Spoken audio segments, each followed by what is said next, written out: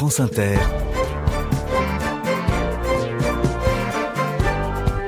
le 18-20, Fabienne Synthès. Rarement une grève aura été aussi annoncée, aussi attendue dans le premier sens du terme, c'est-à-dire par ceux qui vont la faire comme par ceux qui vont la vivre.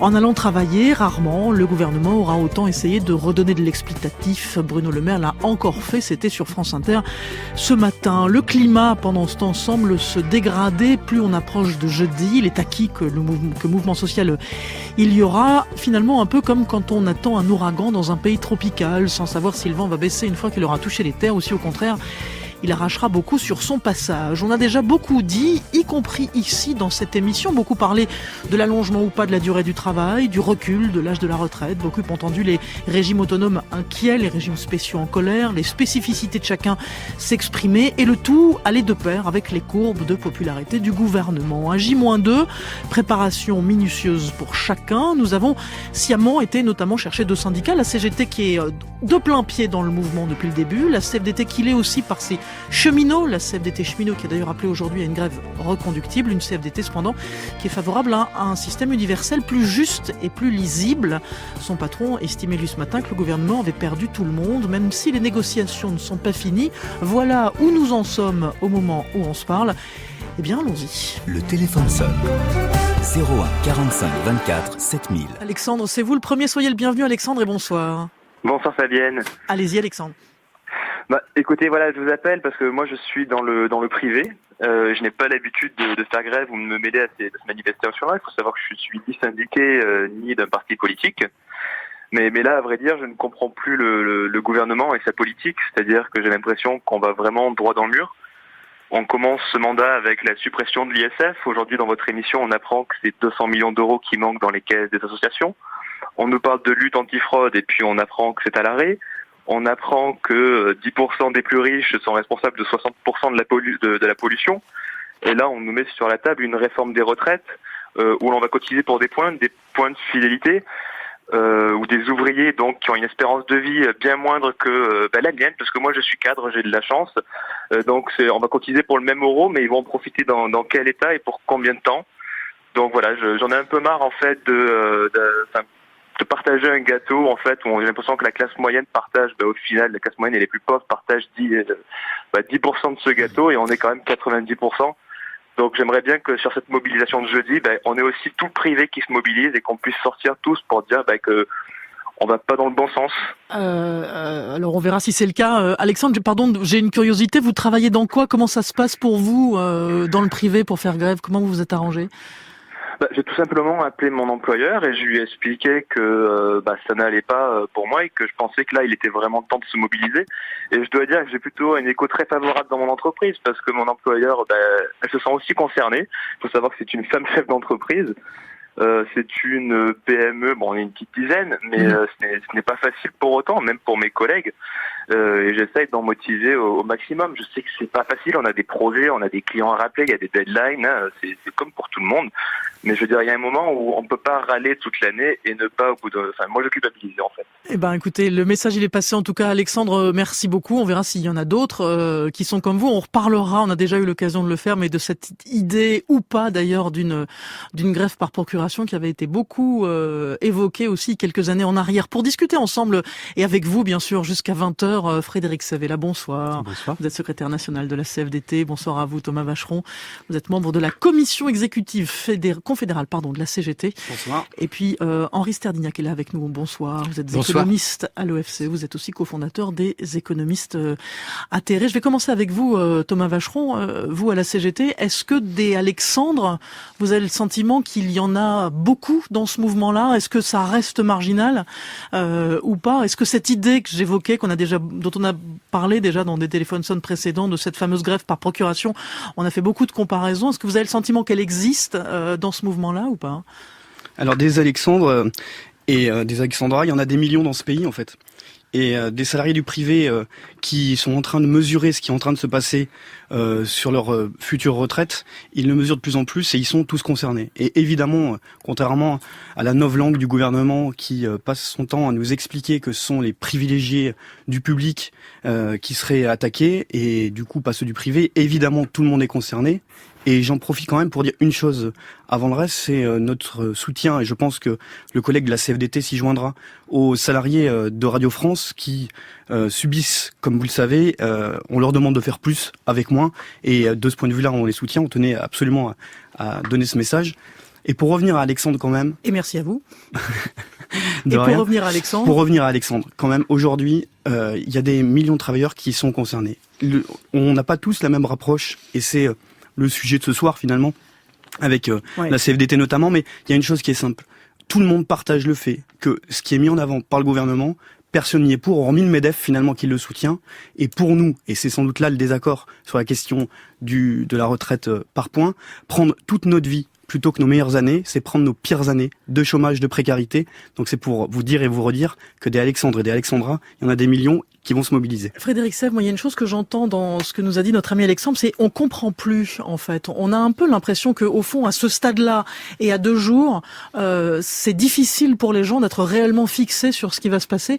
Est-ce que, au fond, l'un des vrais problèmes n'est pas celui-là? Oui, tout à fait. Alors d'abord, je m'associe au soutien aux salariés. Ça vous en fait 2 comme ça dans la soirée. Écoutez, tant mieux. Mais effectivement, le problème, et Alexandre l'a très bien dit, et j'allais dire, vous citiez Laurent Berger qui l'a dit, le gouvernement a perdu le fil à vouloir soit courir plusieurs lièvres à la fois dans une réforme, mais surtout des intentions contradictoires. C'est-à-dire que manifestement, entre les uns et les autres, entre ceux qui étaient posés au début de l'ouverture des discussions avec Jean-Paul Delevoye et ce qui s'est égrené notamment depuis le printemps dernier, il y a clairement un espèce de bazar d'intentions qui accroît à la complexité d'un dossier, au caractère un peu anxiogène, c'est vrai, une réforme de retraite. On ne sait pas trop. Il faut qu'il retrouve le sens, en tout cas reprécise le sens d'une réforme, parce que effectivement, on a un peu du mal à s'y retrouver. Et y compris vous perdre, vous, à la CFDT, qui sur le principe d'une réforme systémique, n'étiez évidemment pas opposé. Sur la construction. Ça fait longtemps, ça date d'avant. Sur un aspect cité par Alexandre. Nous, l'idée de construire un système universel en points, je ne pense pas que ça pénalise, mais ça c'est un débat qu'on approfondira peut-être, mais un système universel, ça me semble une bonne chose, qu'on soit tous solidaires de sa retraite, ça me semble une très bonne chose même. Mais après, il y a énormément à faire, et il fallait, l'enjeu principal d'une réforme, une réforme juste pour changer les tuyaux, ça n'a pas beaucoup d'intérêt. Ce qu'il faut toujours, c'est poser des marqueurs de progrès social. Et il y en a un qui nous semble, extrêmement fondamental, c'est la prise en compte, la reconnaissance de la pénibilité du travail, qui est une façon, pas la seule, de répondre à ce que disait Alexandre sur l'inégalité d'espérance de vie entre les catégories socioprofessionnelles. Et là-dessus, pour l'instant, le gouvernement est un peu en cale sèche. Henri Sterdyniak, pourtant, est-ce qu'on dit qu'il y a eu quand même quelques lâchers de l'Est? On parlait tout à l'heure de la pénibilité. Je pense aux droits familiaux, je pense à ce que disait Bruno Le Maire par exemple ce matin sur France Inter au sujet des enseignants. Donc est-ce que vous n'avez pas le sentiment qu'il y a eu une tentative quand même de dire attendez, les portes ne sont pas fermées, on peut encore lâcher du lest? Est-ce qu'on en est à peu près là à votre avis ou pas? On peut dire qu'on en est là. Le problème, c'est que le dossier des retraites est un dossier extrêmement complexe et que visiblement le gouvernement est incapable de présenter à court terme une réforme qui tienne la route. On s'aperçoit petit à petit qu'il y a des problèmes qui apparaissent. Il s'est aperçu que effectivement, dans la fonction publique, il y avait des victimes, les infirmières, les aides-soignantes, les enseignants. Voilà, donc et qu'il n'a pas l'argent pour augmenter massivement les salaires de ces personnes. Par ailleurs, il y a un problème massif qui est le problème, comme on l'a dit, des emplois pénibles.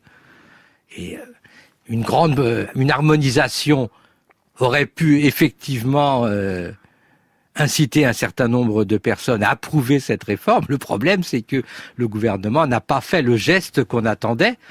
Par ailleurs, il n'y a aucune garantie qui a été donnée à l'ensemble des salariés sur l'évolution du niveau des retraites. On nous raconte une histoire extrêmement compliquée avec le point dont on ne sait pas s'il va baisser, pas baisser, dans quelles conditions, qu'il décidera. Et donc le gouvernement n'a pas un projet clair qui puisse rassurer les gens. Alors on verra justement au fur et à mesure de ce téléphone sonne si on en trouve un certain nombre qui sont rassurés par ce qu'ils ont entendu ou ce qu'ils vont entendre d'ici à jeudi, parce que si je ne m'abuse, les négociations elles continuent. Je me tourne vers vous, Frédéric Sèvres, mais la porte n'est pas fermée pour l'instant. Continue jusqu'à mercredi. Ouais. Et après, on aura la conclusion, je ne sais pas comment l'appeler, enfin, au moins une première conclusion la semaine prochaine, de mémoire. Patrice, bonsoir. Oui, bonsoir. Allez-y Patrice, on vous écoute. Eh bien, permettez-moi 2 petites remarques liminaires d'ordre différent. Je voudrais avoir une pensée citoyenne pour les familles des militaires qui écouteraient France Inter et des sauveteurs décédés ces derniers jours. Eh bien, votre message est passé, Patrice. Voilà. Et par ailleurs, je voudrais dire aussi que j'ai un soutien total à la grève de Radio France et il serait peut-être bon d'avoir un téléphone sonne sur ce sujet qui concerne aussi les auditeurs. Voilà ce que je voulais dire. Eh ben, on y travaille, Patrice. Tout n'est pas toujours simple et on vous écoute. Allez-y. Merci. Ma question est la suivante. L'enseignement est une profession financièrement très mal considérée, qui sera le métier le plus touché par la réforme. Je me demande comment on peut admettre une baisse annoncée de 30% des pensions. On est dans une société où l'enseignement est de plus en plus difficile, avec des élèves de plus en plus durs, des parents, pour employer un euphémisme, pas toujours coopératifs, une hiérarchie qui ne soutient pas toujours ses agents et où le taux de démission s'accroît d'année en année. Pour résumer, les enseignants étant considérés comme les simples soldats de l'éducation, il me vient une pensée datant du temps où je faisais mon service militaire. Quand j'étais à l'armée, les simples soldats étaient grossièrement traités, j'ouvre les guillemets et les parenthèses, de crevures et de merde moyenne. Eh bien, je crois que ce gouvernement de droite sournoise considère, j'ouvre encore les guillemets et les parenthèses, les profs comme des merdes moyennes. Voilà ce que je voulais dire. Bah, écoutez, comme ça au moins ce message, il est clairement passé, Patrice. Peut-être un peu trop violemment, on va dire, mais enfin, ce sont vos mots. Vous avez mis des guillemets et vous avez bien fait. Moi, il y a quand même une chose. J'ai entendu ce matin, je vais me tourner vers vous, Thomas Vacheron. J'ai entendu Bruno Le Maire dire, on a bien entendu sur les enseignants, notamment qu'il y avait un problème de retraite qui serait moins important. Donc, nous allons y retravailler. Tout ça est sur le tapis. Et pourquoi pas, en fait? Pourquoi ne pas imaginer que oui, il y aura une revalorisation? Est-ce que vous pensez que c'est possible? Et oui, on fera en sorte que les enseignants ne perdent pas d'argent. Alors c'est très intéressant parce que la CGT a participé à la totalité des négociations depuis plus de 18 mois maintenant. Depuis plus de 18 mois, on pose les bases d'une réforme des retraites qui améliorerait le système parce que nous ne voulons pas le statu quo. Aujourd'hui, vous savez, moi je suis du privé et je laisserai aux collègues de la CFDT compléter sur la question des enseignants parce que au vu de ce qui touche en début de carrière, c'est le salaire d'un ouvrier finalement maintenant et il y a de moins en moins d'écart entre les salariés et malgré tout le gouvernement passe son temps à essayer de nous diviser. Mais pour répondre à votre question précisément, ce sur quoi nous nous étonnons, c'est qu'il faut attendre d'avoir une mobilisation d'ampleur, de diffuser un 4 pages que nous allons diffuser la CGT à 2 500 000 exemplaires, une annonce d'une grève qui va être massive dans le public et dans le privé, alors qu'on a tout fait pour monter les uns contre les autres. Nous, ce qu'on dit, c'est assez simple, puisque tout à l'heure j'ai évoqué le fait de prendre la retraite par points, si on prend toute la carrière. Et les enseignants commencent à 1600, 1700, hein, n'hésitez pas à compléter ce que je dirais. Si on prend les pires années de sa vie, ces moments de faible salaire, comme les enseignants, ou de chômage, comme dans le privé. Je pense à Marie-Hélène, qui était ouvrière du textile dans le Nord, par exemple, qui me dit, Thomas, je vais être à 1047 € par mois. Notre revendication, on espère que convaincre la CFDT de rejoindre, comme c'est le cas par bien de ses militants, de se joindre à la mobilisation, pas pour mobiliser, mais pour améliorer ce qui existe. C'est-à-dire qu'on sait aujourd'hui qu'en augmentant les cotisations, par exemple en diminuant le CICE pour les entreprises du CAC 40, pour ne citer que ça, c'est 6 milliards, alors qu'il y a 10% d'emplois en moins dans les entreprises du CAC 40. Nous, on dit simplement, si on augmente les cotisations, on équilibre le régime des retraites puisque ça se joue à rien du tout.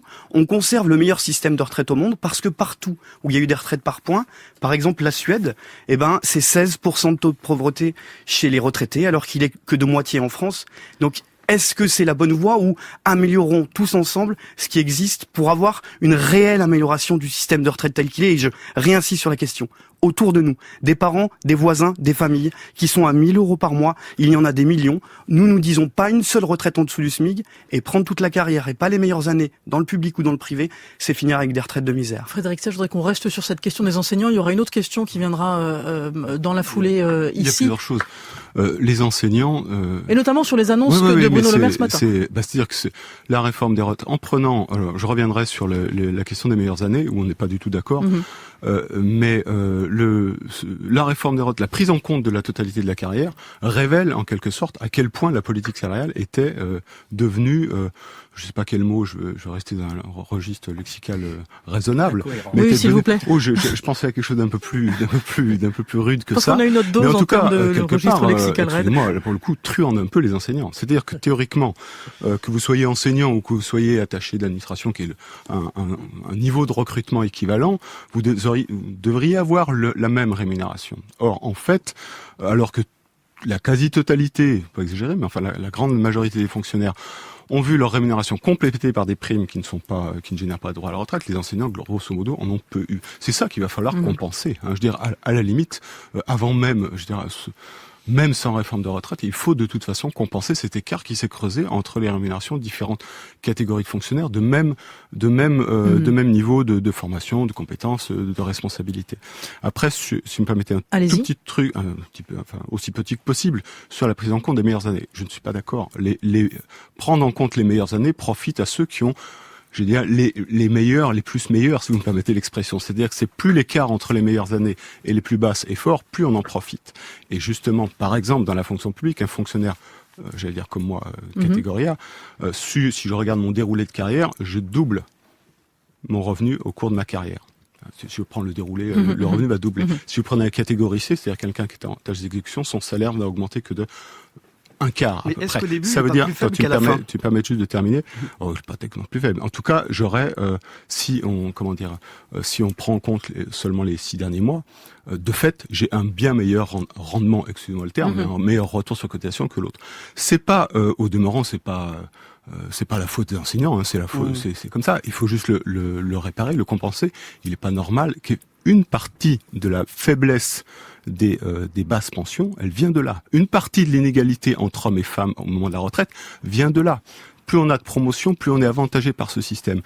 Encore une fois, c'est pas un système mauvais, enfin méchant intentionnellement, mais il a ce travers-là et il faut le corriger. C'est une correction technique, c'est bon, c'est pas, on passe un système à points, comme il en existe à l'Agir Carco, comme il en existe à l'Aircantec. Et vous savez, moi je suis du privé. Alors qu'en Suède. Et l'Agir Carco, je connais. Et vous savez, des millions de salariés. Je suis du public que je le connais. Justement, je connais pas l'Agir Carco. Alors c'est très intéressant. Juste un dernier truc. En Suède, c'est des comptes notionnels, c'est pas exactement des points, mais ça c'est pas le plus important. Et la baisse des pensions en Suède a une origine autre que technique. Rapidement, Frédéric Sel, rapidement, allez-y. Oui, je me permets simplement. Pardon, Thomas Vacheron, pardonnez-moi. C'est simplement parce c'est bien de ces débats. On vous remercie puisque ça permet de poser sur la table la totalité des éléments. Il y a des accords d'appréciation. C'est pas un problème cet élément-là. Simplement prendre toute la carrière ou prendre les meilleures années, que vous ayez des petits ou des gros salaires, forcément, ça fait diminuer votre pension. Vous pouvez le faire comme vous voulez, c'est une certitude. Le deuxième élément, c'est qu'évidemment, et vous avez bien raison, c'est corrélé sur la question des salaires. Les salaires sont trop bas. Aujourd'hui, je prends des entreprises du textile. Ce matin, on m'annonce les employeurs leur proposent 0,6%, 0,7% d'augmentation de salaire pour des gens qui sont en 1300 €. Mais ils me disent, on a commencé encore plus bas. Donc chaque fois qu'on prendra la totalité de la carrière par rapport aux meilleures années, ça baissera les pensions. Et dernier point, c'est que vous savez, moi je suis une génération, j'ai 39 ans, j'ai commencé à avoir mon premier CDI à 29 ans, j'ai commencé à travailler à 18 ans. J'ai eu 2 années de chômage complète. Si vous prenez ma carrière totale par rapport à ce que je vais être, j'espère, quand je partirai à la retraite, j'espère que j'aurai un meilleur salaire à la fin qu'au début, prendre toute la carrière et tout le temps pénalisant, quel que soit son niveau. Et c'est dommage, et je sais que c'est pas votre volonté. Vous êtes très attaché à la question de l'égalité et de la solidarité. Mais ça montre une opposition, alors qu'au contraire, il y a une complémentarité, une possibilité de s'en sortir. Et vraiment, dernier point, je suis désolé. Non, je vous en prie. C'est de dire quand même, vous savez, la moitié des salariés du privé, quand ils font valoir leurs droits à la retraite, ils ne sont plus au travail, ils sont au chômage. Donc à chaque fois que vous prendrez la totalité de la pension, la totalité de la vie active, non pas de la carrière c'est dans le public, mais dans le privé, c'est des carrières hachées. Je pense à Nadia qui fait, j'étais à Carrefour tout à l'heure à Montreuil. Nadia, elle m'a dit, elle a commencé à travailler à 18 ans, elle a eu 3 années de chômage plein et entier, elle a recommencé, il risque d'y avoir un nouveau plan de licenciement, quelle va être sa retraite pour elle ? Je vous ai pas oublié, Henri Sterdignac, mais j'avais promis qu'on entendrait Claudine, justement, pour clore cette question des enseignants sur laquelle on avait commencé tout à l'heure. Bonsoir Claudine, allez-y. Oui, bonsoir. Ça concerne les enseignants par exemple, mais pas uniquement. Monsieur le maire dit oui, il faudra augmenter les salaires des enseignants. Mais que ne l'a-t-il fait depuis 2 ans où il a gelé le salaire des enseignants et des fonctionnaires d'une manière générale, le point d'indice, et où il refuse de discuter de cette question avec les organisations représentatives. Cette annonce, c'est une annonce et elle survient maintenant parce qu'il y a une certaine inquiétude et elle montre bien que cette réforme est mauvaise, que le gouvernement le sait et qu'il s'agit de baisser les retraites des fonctionnaires et des gens du privé en essayant de nous diviser, de présenter certains statuts comme étant privilégiés. Merci pour votre intervention, Claudine. Henri Sterdignac, moi quand j'entends Claudine et que j'entendais les précédents, il y a beaucoup d'appels qui sont autour de cette même teneur finalement ce soir au téléphone sonne. Qu'est-ce qui s'est passé selon vous pour que ce démarrage qui au départ était un démarrage RATP, un peu SNCF sur les régimes spéciaux, devienne ce qu'on entend là, cette espèce de montée crescendo qui existe en fait, on va dire depuis peut-être une dizaine de jours et qui a pris l'ampleur qu'on connaît aujourd'hui. Qu'est-ce qui s'est passé à votre avis ? Il s'est passé d'abord que les enseignants peuvent calculer assez facilement combien ils perdent. Et donc, c'est un cas où les enseignants, ils savaient à peu près combien ils auraient de retraite à la fin de leur carrière. Et là, brusquement, on leur dit, vous aurez des pertes extrêmement importantes, 30%, parfois plus pour ceux qui espéraient avoir une carrière un peu satisfaisante, et donc naturellement il y a un mécontentement qui monte parmi eux, et puis d'autre part il y a le fait que le gouvernement a un discours qui n'est pas audible, puisque depuis 15 jours le discours c'est on a un déficit fabuleux en 2025, donc il faut d'urgence prendre des mesures, et parmi les mesures évoquées on dit on va d'urgence faire passer la durée requise à 46 ans, on va d'urgence faire passer l'âge ouvrant les droits à 64 ans, ou alors on va, pendant 5 ans, désindexer les retraites. Et donc, il y a un discours anxiogène du gouvernement où on comprend pas pourquoi, brutalement, il faudrait, en 2025, équilibrer le système, alors que le déficit est entièrement artificiel. Question sur franceinter.fr pour vous deux, CGT, CFDT. Elle nous vient de Denis qui dit « Je soutiens la grève sans ambiguïté. Pour autant, n'est-ce pas le moment de trouver d'autres formes de manifestation que le blocage des transports qui pénalise les plus faibles ? La gratuité, par exemple, les employés d'EDF qui rebranchent les lignes coupées sont peut-être une voie à suivre. » Oui, moi je partage tout à fait ce qui est dit, c'est-à-dire qu'il faudrait absolument qu'il y ait autre chose que la grève. Je sais que les collègues cheminots ont essayé de faire la gratuité des jours de grève lorsqu'ils étaient contrôleurs, c'est-à-dire de ne pas mettre d'amende, etc. Ils ont été réprimandés pour ça. Et chaque fois qu'on a essayé de mettre des mesures alternatives à la grève, chaque fois c'est bouleversé. C'est même pire, c'est même le droit de grève aujourd'hui qui est attaqué. Parce que quand vous écoutez, et je suis scandalisé par les propos de Gérald Darmanin hier dans le JDD, qui ose comparer à nouveau des prises d'otages avec ce qui vient de se passer. Tout à l'heure, un auditeur parlait des morts au Mali, etc. Enfin, des militaires morts au Mali. Il parle de prise d'otages. On recommence le même cinéma avec ce que vient de se passer en France. Et le dernière chose, moi je suis d'accord avec l'auditeur, un dernier point. Ouais. Nous ne voulons pas la grève. C'est le gouvernement, par son entêtement, par son refus de la négociation, par son opiniâtreté, qui oblige tous les salariés à être en grève le 5. Et plus nous serons nombreux le 5 dans la rue, du public et du privé, il n'y a pas de préavis pour les grèves dans le privé, nous le répétons, plus nous les ferons céder rapidement, simplement pas pour les faire reculer, mais encore, et nous insistons, la CGT, notre projet qui pourrait être partagé avec la CFDT, pour améliorer le système des retraites actuel, pas de retraite en dessous du SMIC, et retour à ce qui existait à la retraite à 60 ans. Frédéric Sèvres, je le disais tout à l'heure en introduction, la CFDT cheminot qui appelle à la grève a décidé que ce mouvement serait finalement reconductible. Et je pose la même question que Denis, finalement. Vous serez, à un moment ou un autre, même si il peut y avoir, et y compris les sondages le disent, un sentiment d'approbation de cette grève au moins pour jeudi, à un moment, il y aura aussi des usagers, ce sera compliqué. Je vois très bien à quoi ça peut ressembler parce qu'on en fera des sujets. Le premier jour, on fera des sujets sur les gens en vélo, et puis le deuxième jour, ce sera plus difficile, le troisième encore plus. Est-ce qu'il y a un moyen de faire en sorte que cette gêne-là soit moins importante ? Est-ce que vous savez qu'à un moment, il y aura ce mur-là et que ça peut devenir plus compliqué? Je crois que la meilleure façon de s'éviter les désagréments d'une grève, notamment dans les transports, mais n'importe où, c'est de trouver un accord avant. Oui, mais quand même, je veux dire les choses. Ce qui est posé par les cheminots CFDT, je dis les cheminots SNCF, ça aurait été un peu altruiste, mais les cheminots CFDT, c'est que on passe d'un système à l'autre, mais c'est un peu la même problématique pour les enseignants. Il y a certains profils de carrière, certains types de carrière, certains modes de rémunération qui sont pénalisés par le passage de l'un à l'autre. Bien sûr. Et ils demandent juste la garantie que de pas y perdre et qu'il y ait une compensation. Ça fait juste 3 mois que le sujet est sur la table. Enfin 3 mois, ça fait bien plus. Si vous voulez mon avis, on aurait pu s'y prendre encore largement il y a 6 mois, 1 an. Mais enfin bref, ça fait 3 mois que fondamentalement le sujet est sur la table. Ils n'ont toujours rien eu, pas la moindre proposition. C'est la première chose, c'est ça. Avant de se poser la question de la grève, pas la grève, quelque chose, c'est ça. Et on peut dénouer les situations en avant. Ils ne demandent pas un avantage spécifique. Ils ne demandent pas le maintien d'un privilège. Ils demandent juste que au moins il y ait une proposition sur la table. Déjà ça. Avoir une proposition sur la table pour montrer que la discussion démarre. Pour l'instant, on va rien venir. Il ne va rien venir. C'est un petit peu le désert des Tartares. Donc, faut pas s'étonner si on aboutit à cette situation-là. C'est vraiment un conflit social. C'est-à-dire, ça fait partie de la vie du travail, mais ça se gère intelligemment, ce qui est pas toujours le cas. Arnaud d'abord, on écoutera Martine ensuite. Bonsoir Arnaud. Oui, bonsoir. On vous écoute Arnaud. Alors, moi, tout me fait rire. Vous avez de la chance. Par rapport aux intervenants, honnêtement, ça me fait rire. Alors, je vous explique pourquoi. Moi, je suis artisan. Donc, la réforme des retraites, de toute façon, qu'elle existe ou qu'elle n'existe pas, de toute façon, pour moi, ça change rien, puisque je suis à moins de 1 000 € à la retraite. Vu tout ce que je cotise, ça change rien.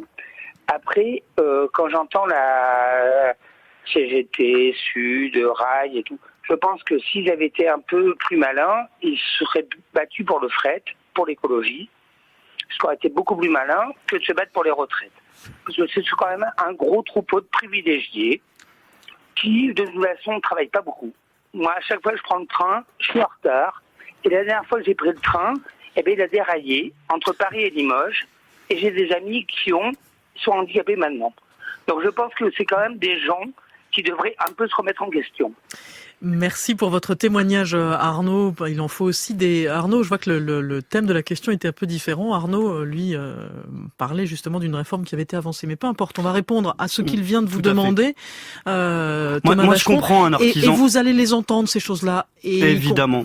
Pendant ces 2 jours. Et elles seront même mises en exergue par certains et monter la population contre les grévistes. C'est ça qu'ils vont essayer de faire. Moi, je respecte tout à fait et le point de vue et le travail d'Arnaud. Arnaud, un artisan qui gagne moins de 800 € par ailleurs. Qui s'exploite que lui-même. Et on sait ô combien, si l'artisan a son compte sans salarié, puisque on sait ô combien c'est pénible et difficile. Et je pense aussi aux agriculteurs, etc. Nous ne balayons absolument pas ces éléments-là. Et on voit bien que la contestation, elle n'est pas que chez les salariés. Mais pour revenir sur ce qui nous a... pourquoi on est là. Nous, on est pour améliorer le système des retraites pour tout le monde, c'est certain. Il se trouve qu'il y a aujourd'hui 90% de la population active, c'est des salariés. Donc, on va commencer par discuter des salariés. De là à dire que des salariés qui travaillent de nuit, en 3-8, à Noël, parce que si je peux aller voir ma famille au Puy-en-Velay cet hiver, c'est parce qu'il y aura eu des cheminots qui feront tourner les trains même le jour de Noël, ou des agents de la RATP qui travaillent dans le noir en permanence avec des conditions dégradées. Si c'est cela les privilégiés, je pense qu'Arnaud, avec tout le respect que je peux avoir pour lui, se trompe de combat. Les privilégiés, sûrement, c'est ceux que Monsieur Macron, président des riches, soutient, puisque le point de départ de votre auditeur était, le premier auditeur était sur la suppression de l'ISF. Évidemment, si on enlève des impôts pour les très riches, il faut les prendre ailleurs, et c'est sur le dos des salariés, des travailleurs et des travailleuses. Donc Arnaud, si au moins je peux vous convaincre de ne pas vous tromper de colère, on aura fait un chemin ensemble. Et les cheminots de la SNCF se battent aussi pour le fret et pour des transports plus écologiques. Il ne faut pas opposer les combats. Mais c'est même une question sociale, une question écologique. Améliorer le système. Et améliorer les services publics. Je veux dire, c'est quand même une préoccupation importante des salariés à la RATP comme à la SNCF. À la SNCF, avec le train des primeurs, pour répondre à Arnaud, où il y a eu une longue bataille commune d'ailleurs de toutes les organisations syndicales et des cheminots pour un train des primeurs, donc qui amenait les fruits et légumes de Perpignan à Rungis. Alors quand même, Frédéric Sèvres, on entend aussi ce qu'il dit notre ami artisan avec ses 800 € et ce qu'il verra dans la rue ces prochains jours. Il y a lui, il y a les agriculteurs, il y en a d'autres aussi. Il y a peut-être des choses qui sont compliquées à expliquer pour certains qui sont très loin d'être des privilégiés. Oui, alors je redis quand même, les salariés de la SNCF de la RATP ne sont pas des privilégiés. On est d'accord. Je dirais même qu'il y en a beaucoup qui sont dans le, comment dirais-je, mais néanmoins. En grosse difficulté. La pénibilité du travail, ça concerne notamment les gens des gens qui travaillent dans les gares, pas seulement les gens qui conduisent les trains, les gens qui travaillent dans les gares. Enfin, il y a bien des choses qui sont ignorées du travail. Je le dis parce que c'est tout de même un petit peu énervant. La réalité, le travail tel qu'il est, tel qu'il se vit, il passe complètement sous les radars et quand même, notamment sous les radars de propos qui restent je suis désolé, caricatural.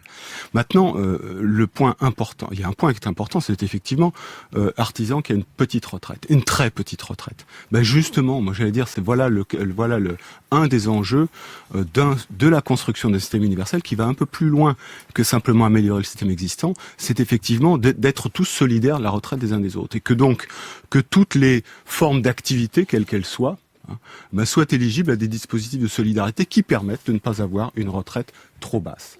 Mais pour ça, il faut, je veux dire quelque part, que la solidarité change de braquet, change de périmètre, et au lieu d'avoir une solidarité organisée, alors de moins en moins, mais par grandes catégories, par statut, privé, public, indépendant, salarié, eh bien qu'on réunisse tout ça et que tout le monde soit solidaire de la retraite de tout le monde. C'est aussi comme ça qu'on rendra justice, quelque part, à des travailleurs qui ont un travail tout aussi pénible que sont les artisans, que sont les agriculteurs. Les agriculteurs qui d'ailleurs, on l'a bien compris, puisque à différence de ce qu'ils ont fait il y a 50 ou 70 ans, décident de rejoindre une retraite universelle. Alors, il y a beaucoup de gens qui nous attendent depuis longtemps au 01 45 24 7000. Bonsoir Denis. Oui, bonsoir. Allez-y Denis. Oui, non, je voulais juste dire qu'on parle de retraite, mais au préalable, il faudrait avoir du travail. Et c'est ce qu'attendent beaucoup de gens. C'est-à-dire que avant de même penser à travailler plus longtemps, il faudrait juste avoir du travail. Et en France, les dirigeants d'entreprise considèrent qu'à 50 ans, vous êtes mort. Donc il y a très peu de temps finalement de réelle vie au travail. C'est votre cas, vous, Denis, pardon de vous interrompre. Absolument, moi j'ai 58 ans, tout à fait prêt à travailler et plein d'allant. Je suis un jeune go de bureau, tout à fait dynamique et plein d'entrain. Simplement, vous envoyez des CV, etc. Il n'y a même pas de réponse, c'est impensable. Donc c'est à mon avis déjà un préalable à toute discussion. Mais du coup, comment vous le voyez, vous, ce mouvement, Denis, vous qui faites partie effectivement des gens qui, après 50 ans, avaient un mal considérable à retrouver du travail? Je serai dans la rue, et puis si le terme de privilégié est bien évidemment un terme employé par des journalistes qui écrivent dans des journaux qui sont faits par des privilégiés, quoi, en fait. Il faut pas se tromper de combat. On nous a dit qu'il y avait plus de droite, plus de gauche. Non, on est en plein dans la lutte des classes. N'importe quel imbécile peut s'en rendre compte. On est en plein dedans. Merci pour votre témoignage, Denis. Je voudrais qu'on enchaîne avec Martine et on se parlera ensuite autour de la table dans un instant. Bonsoir Martine. Bonsoir à tous. Allez-y. Bonsoir à tous. Moi, je voulais vous préciser que je suis retraitée, j'ai 70 ans, et malgré mes difficultés physiques, mon conjoint et moi-même serons dans la rue le 5, parce qu'en fait, pour nous, ça semble être la seule possibilité de nous encadrer dans cette journée. Voilà. Alors, par solidarité, bien sûr, et surtout par inquiétude, parce que tous les effets d'annonce qu'on entend en ce moment des responsables sont complètement contradictoires, donc ce qui engendre une inquiétude. Nous sommes très inquiets aussi pour les retraités actuels. Malgré tout ce qu'on nous dit, moi j'ai aucune certitude de savoir mon devenir de demain. Et puis je voulais préciser que je suis quand même très étonnée. Il semblerait qu'il n'y ait aucun texte d'établi concernant cette réforme, alors que pour d'autres réformes, le gouvernement a été bien moins, a été beaucoup plus actif et a fait passer ces réformes d'une façon très violente à l'Assemblée nationale, sachant que l'ensemble des marcheurs allaient voter pour les décisions du grand chef. Donc moi je m'interroge par rapport à tout ça, et surtout j'encourage tous les retraités à être dans la rue le 5. Merci pour votre témoignage, Martine. Il y a beaucoup de choses derrière le témoignage de Martine et aussi de notre ami juste avant, Henri Sterdignac. D'abord, effectivement, ceux qui sont là et qui, passé 50 ans, voudraient bien pouvoir parler de retraite mais ne peuvent pas. Et puis Martine, y a-t-il une réelle inquiétude à avoir, ou est-ce qu'on est aussi là dans une espèce d'inquiétude généralisée désormais? Y a-t-il une inquiétude à avoir lorsqu'on est aujourd'hui au chômage pour le paiement de ses retraites, lorsqu'on est à la retraite, pour le paiement de sa retraite? Je pense qu'il y a deux problèmes. J'entends la phrase de Martine, malgré tout ce qu'on nous dit, fermez les guillemets. d'un côté, on est toujours dans une situation où il y a du chômage de masse. Il nous manque grosso modo 5 millions d'emplois en France pour être en une situation satisfaisante. Et donc, quand on dit on va brutalement imposer aux gens de travailler jusqu'à 64 ans, ça veut dire qu'il va y avoir 1,5 million d'emplois manquants supplémentaires. Ça veut dire que beaucoup de gens qui anticipent de partir bientôt à la retraite, on va leur dire restez 2 ans de plus. Et donc, naturellement, ça crée de l'inquiétude. Et par ailleurs, les retraités, ils sont échaudés par le fait que pour certains on a augmenté la CSG, pour d'autres, enfin pour la totale, pour beaucoup on a désindexé les retraites, que le bruit court qu'on va continuer à désindexer les retraites, et donc la promesse qu'avait fait le candidat Macron disant je toucherai pas au niveau des retraites, elle n'a pas été tenue, et donc naturellement les retraités se disent on va encore servir de variable d'ajustement. Ça fait partie de l'angoisse ou d'une partie de la population. C'est vers vous que je me tourne, Frédéric Sèvres. Est-ce qu'on est, selon vous, dans une angoisse là, effectivement, qu'on peut entendre, mais qui est réellement, qui est réaliste? Elle a raison de s'inquiéter, Martine, et de dire malgré tout ce qu'on nous dit, moi je crains pour ma propre retraite. Elle a 70 ans, donc il y a une espérance de vie. Si vous voulez, il faut bien comprendre que quand on est retraité, je veux dire, on dépend.